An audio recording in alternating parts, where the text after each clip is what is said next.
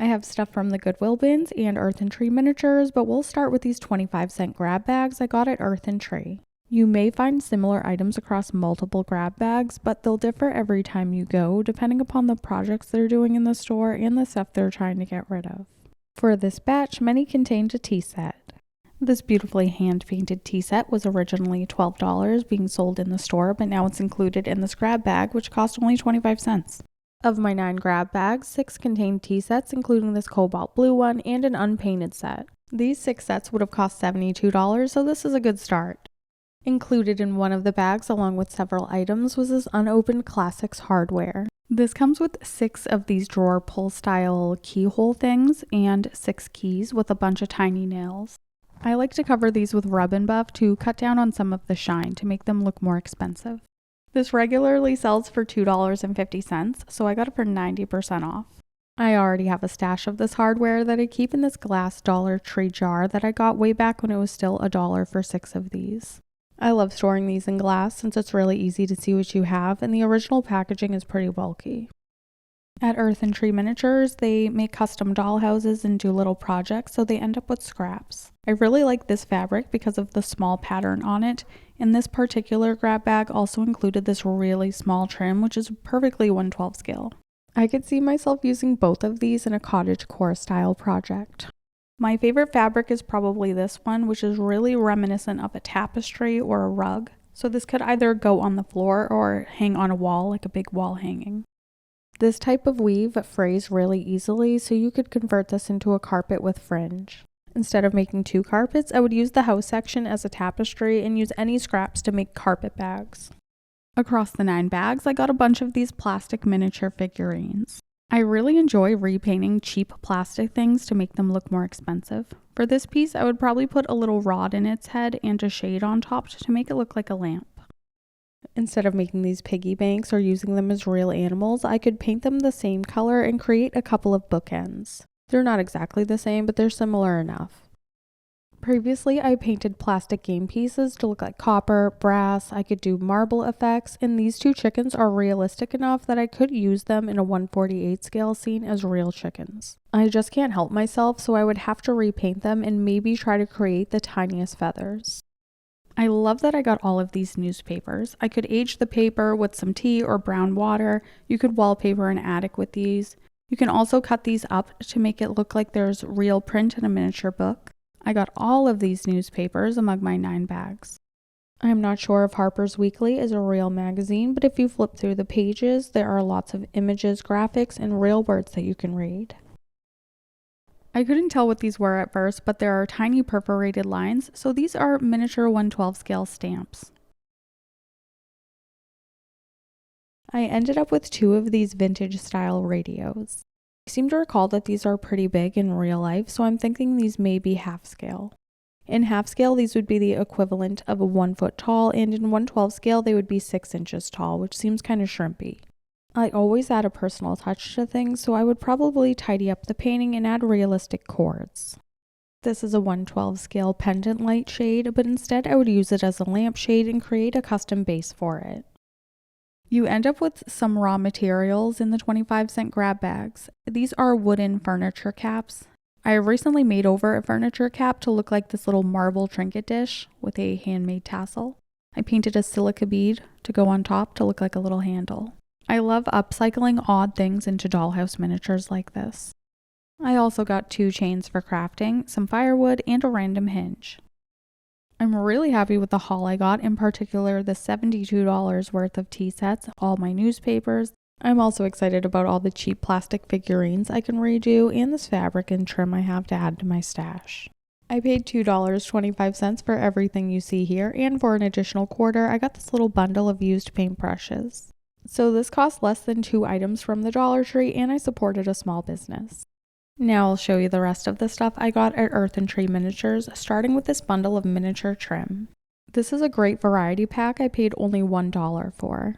There are pieces of baseboard trim, crown molding, a flat piece that's decorated on the top and bottom that you could put around the middle of the room to use as chair rail. There are also unadorned, simple flat pieces that could be used for building. I'm not 100% sure why some of these pieces ended up in the bundle, but I did notice this one piece is a little warped, so maybe that's why this one is discounted. I often make everyday items into dollhouse miniatures, but now I'm going to make a dollhouse miniature into a full-size item by framing out this little piece of canvas art. Lately, I've been thrifting and repainting secondhand frames so I can make a pretty large gallery wall that'll go in my stairway. I didn't have a big enough piece of art to fill this frame, so to be a cheapo, I used this small piece and glued it to some mat board. I think the exposed edges of the canvas looks just fine, but to make it look more unified and finished, I'm framing it out with my miniature pieces of dollhouse trim. To keep the mat board clean, I painted the pieces with rub and buff before gluing them to the mat. I disguised my messy miter cuts using some wood filler and gave this the same paint job as the frame. Again from Earth and Tree, I scored this House of Miniatures kit for just $5.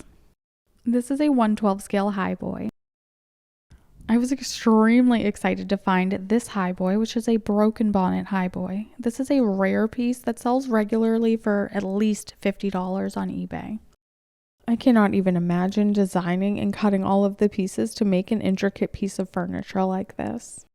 The broken bonnet top has its own little box and could use a tiny bit of sanding, but is absolutely beautiful. I'm a real sucker for tiny turnings and hardware. The instructions seem pretty extensive and there are lots of pieces, so I think I'll start with a simpler project before trying to tackle this. This 1/12 scale Chrysnbon kit is more my speed, and I got this for $13.80. This is such an incredible value because not only can you make a dry sink, a shelf, a towel bar, coffee mill, pump, there are actually additional accessories too. I really love Chrysnbon kits because they're so realistically proportioned, they're inexpensive, and you can keep all of these items together or separate them. You get a lot of bang for your buck. To up the charm factor and lean into the vintage look, I could add some nail decals to look like hand painting and replace these doors with curtains. For $1 and to help me with my scratch making, I got this little ball stylus. You often see me use this Dollar Tree ball stylus, which has a larger end and then a smaller end. The two ends on my new Earth and Tree Miniatures ball stylus are different sizes, so now I have 4 different size balls, which is great. I picked up this little frame for $3 because I thought it would be funny to add it to my full-size collage wall, but I won't end up doing that since I have to put the glass back. I'm not using any glass in my real-life collage wall because I don't want any glare. This glass won't come out, so this will remain a miniature. I really have a strong dislike for red-toned wood in any of my miniature spaces. Sorry, little Gretchen. I know she loves mahogany. The proper way to redo this frame would definitely be to sand this just a tiny bit, but I'm going right over top of all the mahogany with some antique gold rub and buff. Rub and buff looks lovely all on its own, but it does look like you just painted something one solid gold color because that's kind of what you just did. For an antique look, you can cover the frame with watered down black paint, but as a little experiment, I'm using some gray paint to see what it looks like when it dries. I like how this reduced the intensity of the rub and buff quite a bit, but I want to bring back that gold color, so I'm covering a lot of the edges and going over top of the highest points, making sure I don't get the paint in all of the deepest areas. I think maybe I could have gotten the same effect by painting a base coat of gray paint and going over the top with gold, but alas. As a further experiment, I covered the entire thing with a beige wash and wiped away the excess. Now there are areas of dark gray from the first wash, gold sections, and lighter areas. Since I didn't properly prep this, if I rub hard enough, I can even expose some of the mahogany areas for another tone. The art is a bit too vibrant for my liking and doesn't look very vintage, so I'm coming over top of it with some watered down antique wax from Waverly. I'm using the wax directly since it has a shiny coating, but if it was paper, I would seal it with Mod Podge before doing this. Whatever this art was coated with reacted really strangely with the antique wax and became pretty sticky. No matter, because it dried for a few minutes and the stickiness went away. To protect it and make it look like a real oil painting, I'm covering it with matte Mod Podge, leaving some of the parts a little thicker and following the brush strokes.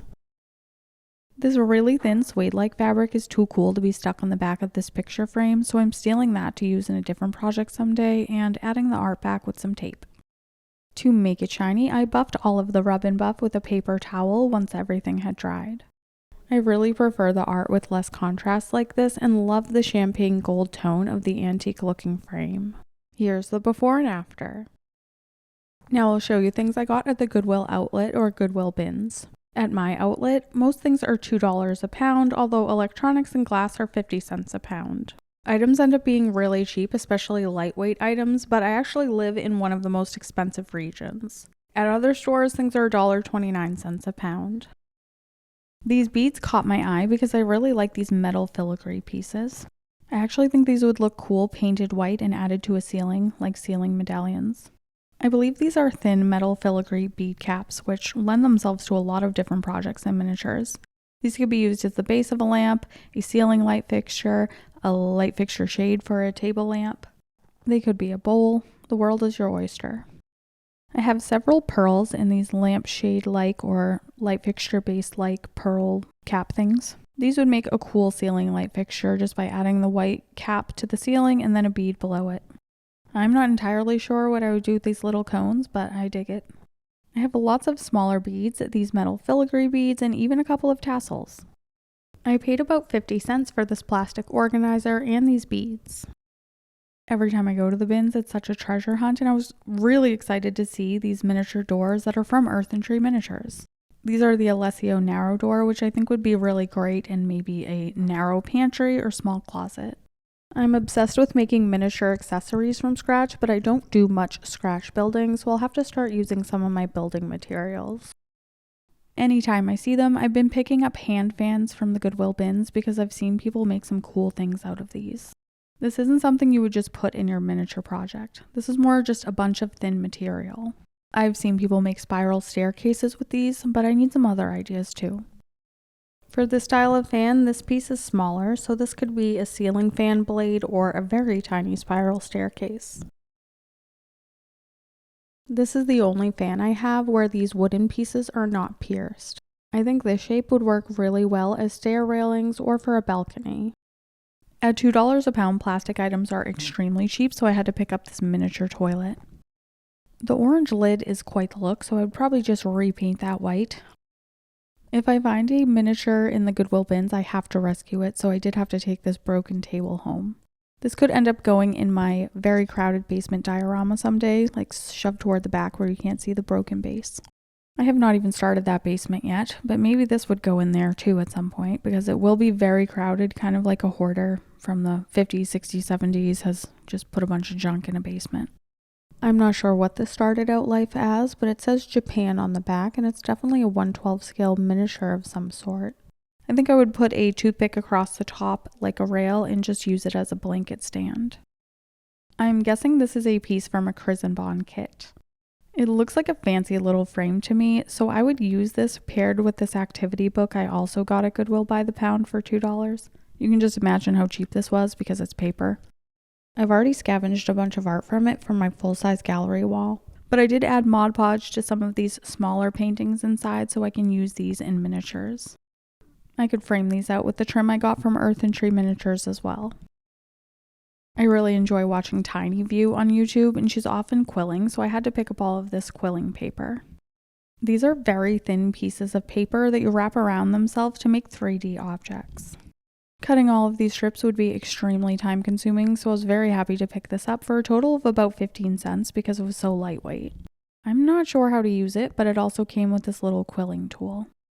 If I find a 1/12 scale miniature in the bins, it's coming home with me, so I also picked up this miniature saddle. I really love the detail, including this little blanket that goes underneath and the thin straps. This looks nicely in scale for 1/12 as opposed to this other saddle I got, which is a lot bulkier. I do prefer the color of this brown one, but the straps are really thick and the stirrups themselves are huge, so it looks a little out of scale for 1/12. It still has lots of nice detail and only weighed a few ounces, so I probably paid about 20 cents for this. Can't complain. And for good measure, I got this little hay bale, which pairs nicely with my miniature saddles. Just as I was leaving the bins this day, I saw this 1/16 scale Ideal Petite Princess sideboard. This poor thing is in such a sad state. This piece was made in the 60s, but that's no excuse for the condition it's in. I don't know what the hell it's gone through in life. It still has both of the cabinet doors and those function, so that's a good start. The flocking velvety texture is in really bad shape, so I'll just remove all of that. It's missing one of the mirrors, so I'll remove the other mirror and reuse it in a different project. I can't wait to save this piece. Tell me what you think of my haul, and check out this video next to see me make a tiny shed from scratch filled with scratch-made details.